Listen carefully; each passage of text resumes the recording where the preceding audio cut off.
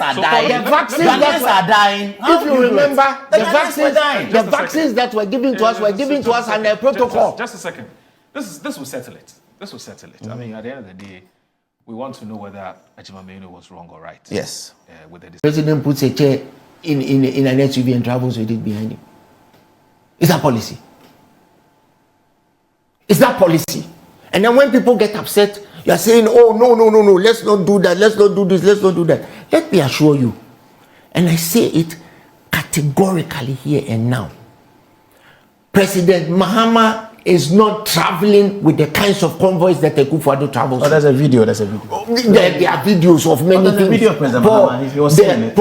There are videos of many things. And you see, Paul, so the person was counting the cars. The person was counting. That's mischief. But that's what they're saying. Paul, I like the word you use. Paul, that's the same mischief that was done. And that's why I say that let's agree on this table. How many cars did the president use? 5 or 6. Paul, then we agree. Paul, you see? Yes.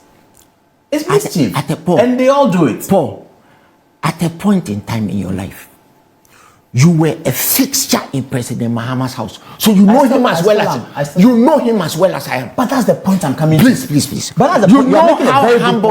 Listen. So it's not about the leader. You know it's how about the system. That's the point I'm coming to. It's not about the system. It's about the system. President Mahama will never allow anybody to put a chair in an SUV and follow him. No, I'm not saying chair. That's the leader. The recent cars had 30. President and I can tell you that President Mahama may not have known. You see, it's important we do these things. You are now bringing me to the character of the personality. That's very interesting. When you have a chair following you in an SUV, you know. Yes, if you have I don't support a chair following an SUV. But if when you go cars, and sleep, hold on. When you go and sleep in the Prince Alexander suite in Claridge's Hotel for £22,000 a night, you know. Do other presidents sleep in Claridge's Hotel? Who? Tell me who did that. Oh, should we talk about where our president sleep? No. We don't have to do that. No, we don't have to do that.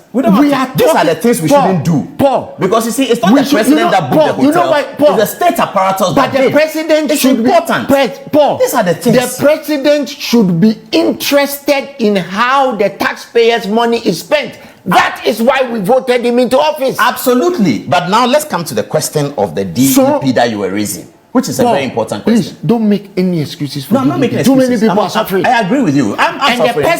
The person who instituted the DDEP, somebody came to sit on your show and said that you shouldn't come back to Ghana to face what we all faced. You shouldn't come to Ghana. I don't understand what you're talking about. Who came on my show? Oh, didn't Kofi Mental come on your show and say that? Kofi Mental has not been on my show. Maybe you mean Newsfile. Whatever it was. Yes. He said that if he were Kenufuriata, he wouldn't come to Ghana. That was a Newsfile. That's on Newsfile. Sorry, yes, I apologize. Yes. For those of us who didn't run away, who were terrorized from here to high heaven, you people got a video. I don't know how you got that video of me being arrested when I traveled and came back, and he played it. I don't get your point. Why isn't he here to answer the question? He's been red alerted.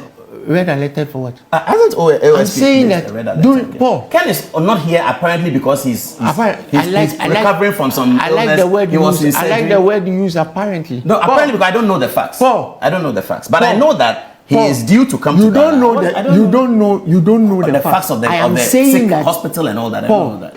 I'm saying that. You see. You have spoken about many things, about policy, about this. I'm asking what are the questions I laid out. So let me answer them. Very, very, very succinctly. Yeah, let me answer them. Which one? That you can have any policy you want. But if you have people with no character, the policy doesn't get anywhere. So let me answer that.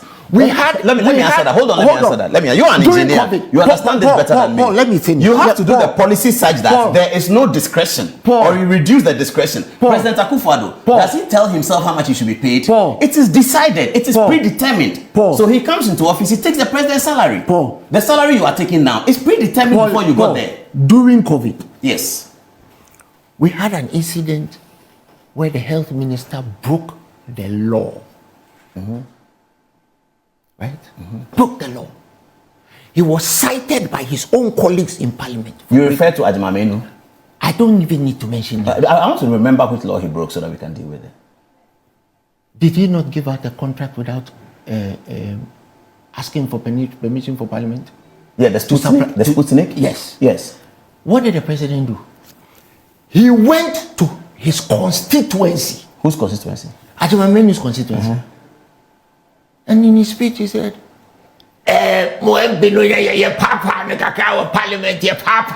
and he thought it was a joke.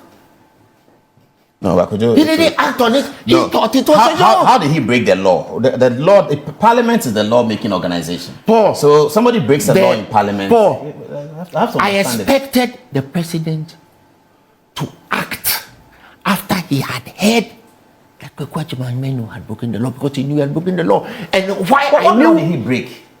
If you give out a contract to supply COVID medicines, you can Google it without the express permission of Parliament. Oh, I think you've forgotten that during COVID there was a suspension of laws. There was an emergency situation created. I think you've forgotten about No, I haven't forgotten. All the contracts that were run under COVID, they were run under that emergency. So during COVID, you know that. So during COVID, we lost our mind. You see, you are indicting the very. You are indicting. You can't say that. The 1992 Constitution. No. The 1992 Constitution. You are indicting your own argument. No, the 1992 Constitution creates instances where you can suspend the law of a country, and that was applied. It was published.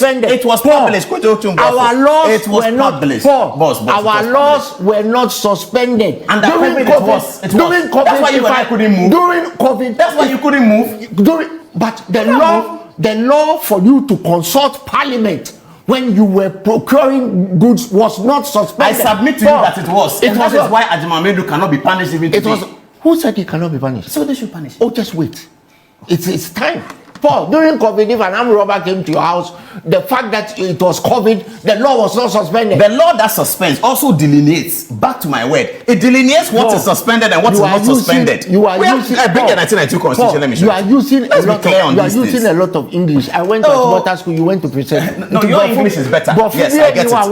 I get it, but we have to be honest and clear. Let's stop obfuscating and fudging. We are talking about. There's a constitutional provision. We are a country of laws. The constitutional provision. So if the constitutional provision allows that, no, it is not true. COVID was an emergency situation. Why couldn't you move? Paul, you should have been moving. It is not the same. So why did Ajimamenu's own colleagues in Parliament cite him for criminality? What did they say? Where's the Hansard? They say, read it.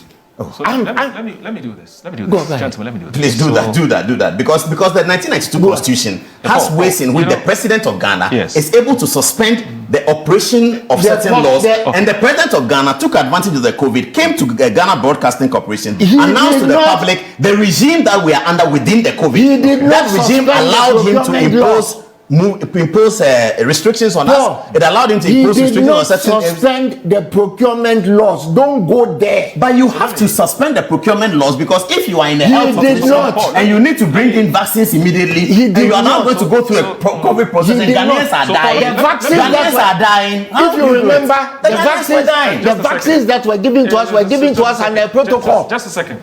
This will settle it.